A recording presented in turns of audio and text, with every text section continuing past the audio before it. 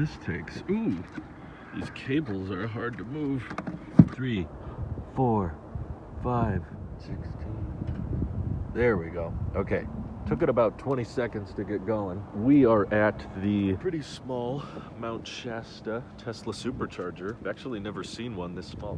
There's only 4 stalls. We left home this morning at 100% state of charge, which the car indicated would be 266 miles, but we've been climbing up through the mountains. I'm afraid to say this is not my most efficient drive. I'm at like 300 watt hours per mile. You're on the interstate, you're going fast. But we left the house about 3:15 in the morning. It is now 6, so we actually arrived a little bit earlier than the maps was anticipating. We arrived at 15% state of charge, which is great. That's the way I like it. I want it to get low so it can peak at a high speed. Let's see what we're clocking. Seems this one's just given us about 107 kilowatts, which is not terribly fast. I have to imagine that has something to do with the temperature. It's about 37 degrees out. There's snow everywhere, which is rare for us, but I can tell just by looking at the cable and the way it felt when I pulled that out of the stall that it is solid, it is hard, and you know, LFP is known for charging a bit slower in the cold. The preconditioning kept turning off and on, like over an hour before we got here. It was like preconditioning and then it shut off and then it would turn on again. I don't know what the story is with that. Maybe it was just trying to maintain temperature without using too much energy, but autopilot also worked fairly well. It's still not very good at when there's big lane openings. It tends to swerve and then jerk back in, and that can kind of scare people in the car. But for the most part, I pretty much didn't do any of the driving on the way here, which is fun. I'm grateful that I didn't have to download an app or activate a charge. I literally just plug it in, and 20 seconds later, we're getting juice at over 100 kilowatts, which is not bad at all. We're gonna be visiting my family out of state. It's gonna be close to 800 miles driving today. I would love to show you more of the beautiful scenery, but it's kind of dark out at the moment, but hopefully at our next stop we'll be in better lighting situations. Very excited because I haven't supercharged this car since December 3rd. Today's April 8th. Just been mostly driving around in our area and getting plenty of range out of the car. Now it's fun to finally take it on a road trip that doesn't require us to go through LA traffic and hopefully a lot less highway construction like there was before. I can hear the fans kicking in on the Model 3 now. I'm curious. Hopefully there's some V3 stations on the way. This stop is expected to take 35 minutes. I think this should be our longest stop. I was kind of ready to stretch my legs out anyway, so I'm just gonna play with the snow real quick and then we'll be on our way. So I just checked the map planner again. It's weird, it actually has us charged pretty deep into the pack. We're at like 90%, only pulling like 46 kilowatts. A lot of these stops are like 40, 50 minutes, but they're less frequent, which I kind of like because sometimes you have to drive a bit off the freeway in order to find the supercharger in the first place. So the ETA is actually a bit quicker than I was anticipating. I can't complain about that. I can say that, dang, this car makes a lot of noise when it's supercharging. I kind of forgot about that. Maybe I haven't really supercharged it in the cold before. Our last trip was back in September. It was pretty hot. Maybe when it's heat pumping like crazy, essentially it has to whir up and, you know, my wife's sleeping in the car trying to relax, but it's making all these sounds. Yeah, we should just be about ready to head out. Now you can see what the charging station looks like. Oh, this is really cool. There's like a little pond waterfall thing back here. It's a beautiful area, which is nice. Enough charge to continue trip. Okay, we are done. Thank you, supercharger. Put you back in there. Back on the road.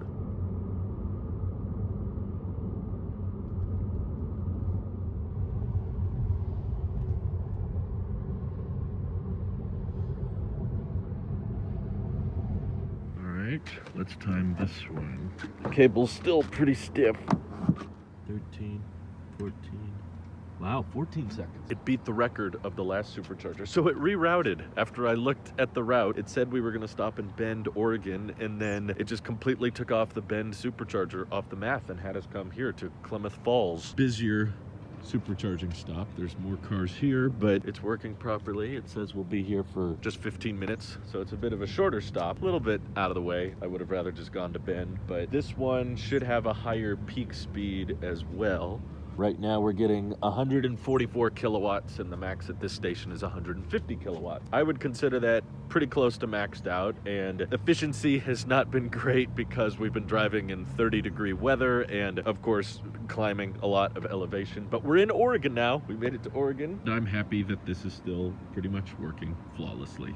I don't know what happened. Maybe the Bend supercharger is down, or maybe it just got busy. But when they make plan changes like that on the route planner, I think it would be really nice if it like had a little pop-up. Like, for example, when I was supercharging at the last station and it was charging pretty deep into the pack up to like 80-90%, there was a little eye icon in the corner that appeared right next to the charging speed here, and it essentially tells me that that speed is normal given the state of charge of the battery pack, which of course I knew that, but oh wait, here you go, right there. You get the little eye. Battery temperature low. Charging rate limited by low battery temperature vehicles. Improving battery temperature to increase charge rate. It's still getting 114 kilowatts, which in my opinion seems fine, but still weird that it asked us to stop here at a 50% state of charge. I would have thought it would have waited for us to get much lower than that. That was the original plan, to go to Bend, but if it does reroute, it should have a little eye that says supercharger, like reroute because one was busy or this station went down, which I've seen before. There's been times where your navigation will update and it'll say rerouting to a less busy supercharger, but ours did not do that. It literally just changed the route plan without telling us and made us go a completely different direction, which is kind of weird. But let's see, the price here is a little bit higher at Klamath Falls, 42 cents a kilowatt hour, which is still a little bit cheaper than California, but it says 5 stalls available out of 8, which appears to be accurate. Yeah, I think there's a total of 3 of us all charging, and 150 kilowatts is the max. When I first got here and looked in the window, it said 144 kilowatts, and then I got in the car and now it says 109, which is weird. It's like you had all this time to precondition the battery pack and I guess it still wasn't enough. You even had tons of energy, Tesla. We weren't even low on charge. You could have used up as much energy as you wanted to fast charge this thing, but who am I to complain? I've had a pretty reliable experience so far. Witnessing the beautiful surroundings and driving around Mount Shasta was amazing. I was actually looking at the mountains through the glass roof, and just having autopilot do all of the micromanaging made it so easy, so simple to just sit back, relax. Have I mentioned in a while? These seats are amazing, by the way. They're so comfortable. Normally, this is when I would start to feel really sore in my old car. I've done this exact same drive in my previous gas cars many, many times. So it's interesting to experience the trip with an EV. And yeah, we're stopping a bit more, but I find myself more relaxed. It's nice to be able to get out of the car, walk around. My wife was able to go in and use the restroom, and it's also just cool to have like other designated parking spaces near Tesla guys. Like we got a performance white Model 3 over there, which looks awesome, and we've got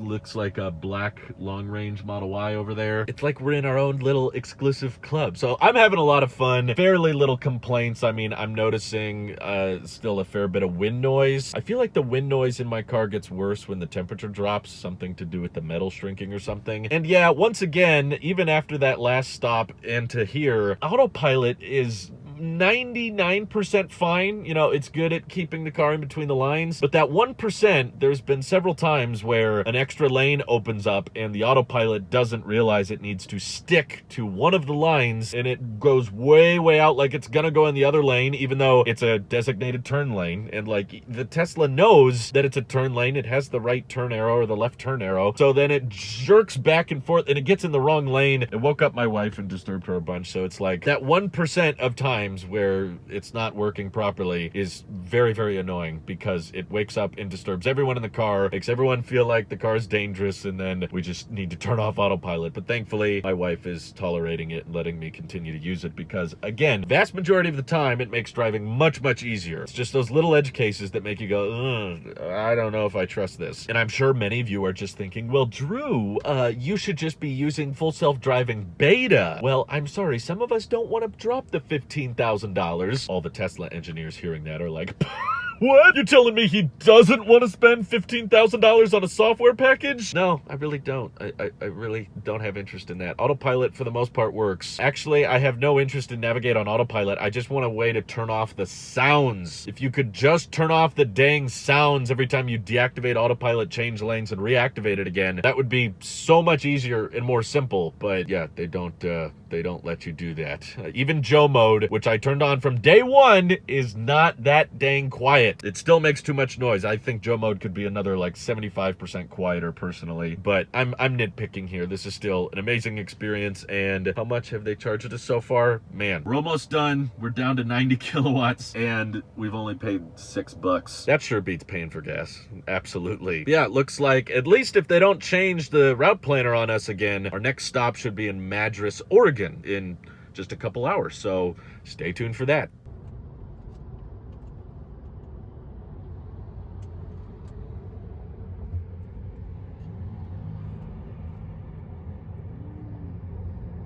Look at this. I think we got a V3. That cable looks thin. 14 seconds is the record to break. Let's do it.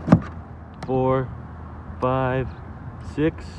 Wow, 6 seconds. That's impressive, V3. Good job. Once again, the supercharger is all left to us. This is a bizarre setup I've never seen before. Oh, hear the fans for the cabinet kicking on, but look at that. They're all like shared parking spaces, so you can pull in there, pull in here.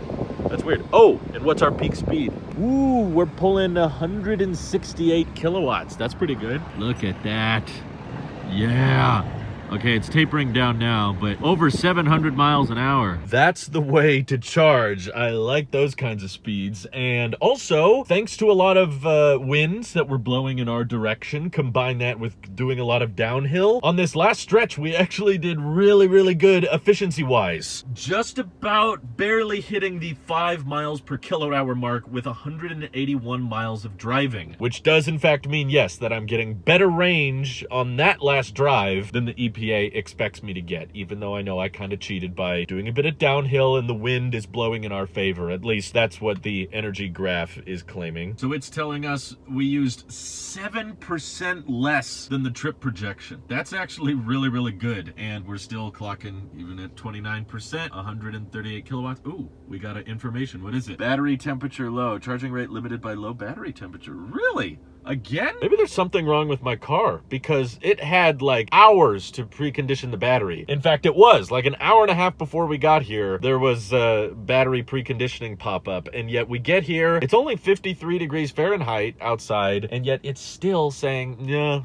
battery temperature too low. But hey, 136 kilowatts is not too bad at all when you're getting that type of efficiency. That's a lot of great miles per hour. When I started this trip, the lifetime efficiency was at 239 watt hours per mile. Then we did a lot of uphill that pushed it to 241. Now it's back to 240, but I'm glad we finally got to check out a V3 station today. That's always cool. And how much is it, by the way? 42 cents. Okay, same as last time. But yeah, if you had a long range Model 3, you could hit 250 kilowatts, or a long range Model Y. But personally, I gotta be honest, I'm so grateful I did not get the long range, because after the past 3 hours of driving, I was just about ready to get up. I needed to stretch my legs anyway, so that was like kind of the perfect amount of time for me. I was like, you know what? I don't need to keep going, and my wife needed to use the restroom as well, so it's like we need to stop more so than the car did. But the really funny, ironic thing is we did this exact same road trip last August, and we only stopped once in our old gas Sonata, and the one place we stopped was that Love's gas station over there. We were there for 10 minutes, gassed up real quick, and then we were on the road. This one, we're taking our time on. We're just relaxing, and I'm loving it. I'm very happy about it. So honestly though, very weird supercharging system. I've never seen it set up that way with all the cabinets right next to each other. I'm curious if you guys have seen them like that, but yeah, they appear to all be working. This one's kind of tangled around backwards. I don't know if that was intentional or not, but let's get this show on the road. Only 14 minutes, and then we got to get going. Man, Pearl is like chop chop. Let's hit it. Also, tons of bug guts. Yep, we're gonna have a car to clean by the end of this. It is time to go. Thank you for that very quick charge, Mr. V3. Although there's some gaps in there. No magic docks either, but that's okay. CCS isn't allowed around here.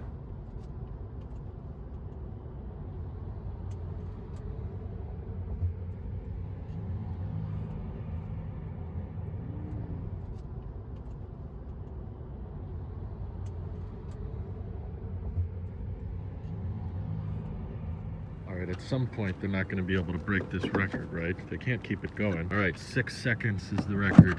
1, 7, 8. Wow, okay, 8 seconds. They could not keep topping themselves, but we do have another V3 charger, which again has this like back-to-back approach, which is kind of cool. I'm not sure how this helps. I don't even know if these are prefabricated chargers, but let's see how the peak speeds are doing. Ooh, I saw 170 kilowatts. We may have just had our first supercharging problem. After 10 minutes, we got a notification saying charging stopped. Don't know why. Let's look at the color of the icon. There's no color. Oh, it was red for a second. Do I try again? Red. Oh, now blue, thinking, and green again. Okay. Hopefully that was it. Ideally, you can just keep going, please. Thank you. Let's see if the center screen has answers. Continuing, starting up at 150. Huh. Yeah, the session started over. We better get a free one then. Basically, I just unplugged it and plugged it back in. Weird. But that efficiency, though. She's roaring now. Listen to this puppy. Listen. Oh my God. It's crazy. The battery pack's one thing. The powertrain is another, but the active cooling system's in place. It's incredible. It's amazing. That was my first issue I've ever had with a supercharger. About 10 minutes after plugging it in and everything was working fine, we got the notification. Charging stopped. Unplugged it, replugged it in, same stall, didn't have to move the car, and it just kept going, and now it's working fine. So a little bit of a hiccup, but luckily, at least as far as I can tell, nothing too crazy. How long have we been driving for? Almost 12 hours now. I have to admit, as much as I may critique Tesla, this is pretty freaking awesome. The idea that plug in a destination and it gives you so much more specifics than what a gas car would, you know? I've clearly done this road trip with gas vehicles in much better time, but you don't know when you're gonna stop. You're just kind of playing it by ear. And this one is telling you exactly how much longer you have until your next stop, and then you plug in and it tells you exactly how long you're going to be stopped. And that structure just sets expectations in a much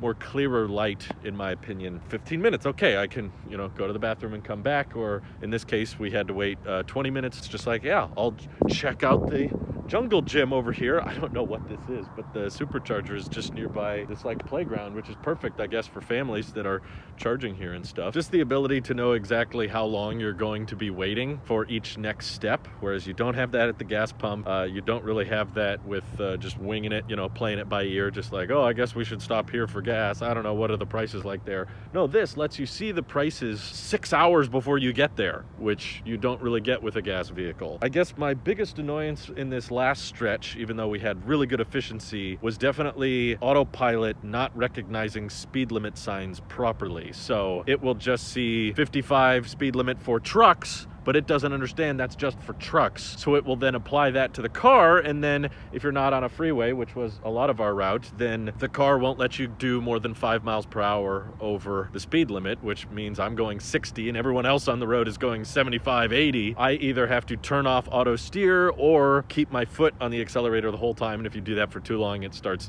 beeping at you and freaking you out. It would be nice if Tesla just let me assume liability, because I feel like they already do. You're clearly letting auto steer work at higher speeds, even though the speed limit is theoretically 55, but in reality everybody's doing 65, or Tesla didn't read the speed limit sign properly, which happened over and over again. So it's cool that the car is doing 99% of the driving, but when there's those artificial 5 mile per hour over limits when everybody else is doing like 15, 20 miles per hour more than you, that gets old kind of fast. But hey, if no one's behind me, I just appreciate the slower speed, because that means I get better energy efficiency, and we have been consistently over the past hour, like over 5 miles per kilowatt hour, which is rare and hard to get. I think a lot of it has to do with the decline of elevation, but still, I'm very happy to see those kinds of numbers. We have one more stop after this one, and then I think we should be able to make it all the way to our parents' place, and I'm now just going to stretch my legs on this little jungle gym here before we get back in the car. But honestly, I can already tell that the seats are far more comfortable than my last car, and my butt doesn't hurt, my back doesn't hurt the way it used to after driving driving great distances like this, and I'm incredibly grateful that there's a company that has this much of a first-party,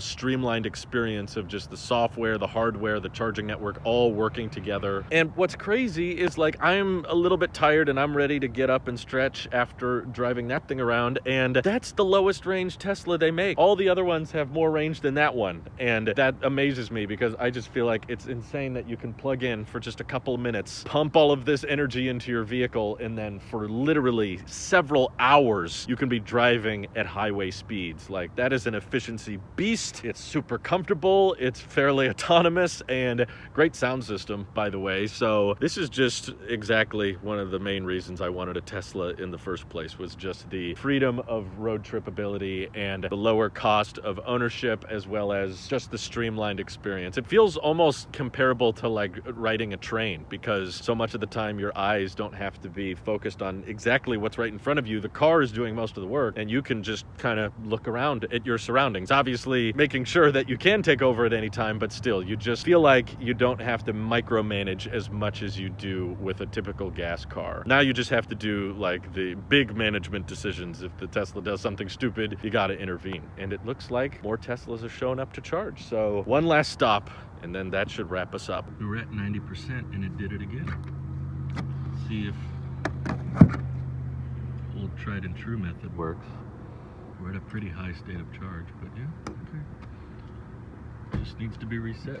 Okay, here's our last stop to charge, and wait. We're already here! We reached our destination, even though the Tesla recommended we stop and charge at one more place. We realized that we could just keep the speed and the efficiency pretty good, and we would arrive here at my parents' place with like 3% according to the Tesla. We just left the HVAC off because it wasn't really that hot or cold anyway, and we followed the speed limit signs, and we actually arrived here with 8% state of charge. And now for the first time, I'm getting to use the 110 adapter. We don't have a exterior mounted 110 outlet back home, so I've never been able to trickle charge my car before with just 1 kilowatt, but it was actually really fun to kind of go against the navigation and say, you know what, I think we're gonna make it, I think we'll be fine. And of course we were. I'd seen enough videos of Teslas driving way past 0% to really be nervous, so we didn't really have range anxiety. We just wanted to arrive here, and I'm very happy to report that we drove nearly 800 miles and it only cost us just over $59 worth of supercharging fees. That is less than half what it would have cost us to drive our old gas sedan, and it only took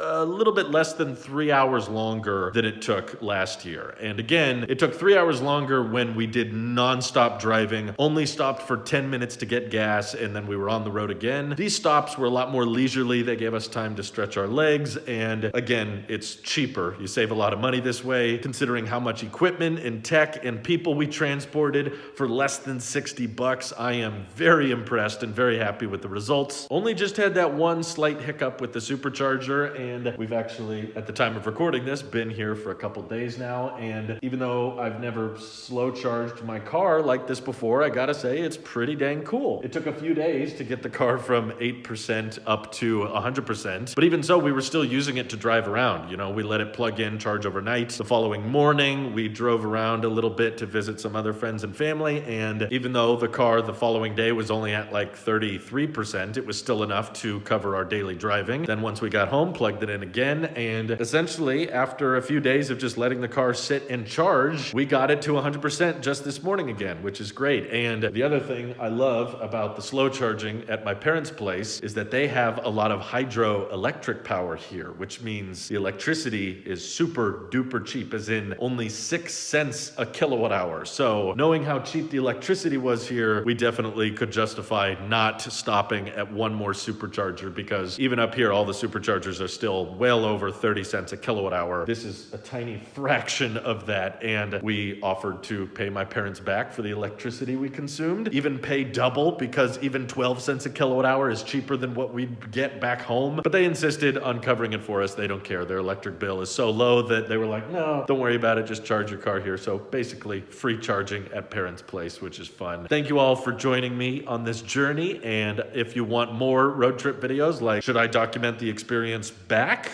I don't know. Just comment what you'd like to see more of down in the comments below, or other things on the road trip that I didn't cover enough of. I'd be happy to make more of what you guys want to see. So thank you to everybody supporting this channel directly. Seriously, helps us out a ton, as does just watching these videos. So thanks again. Have an excellent rest of your day.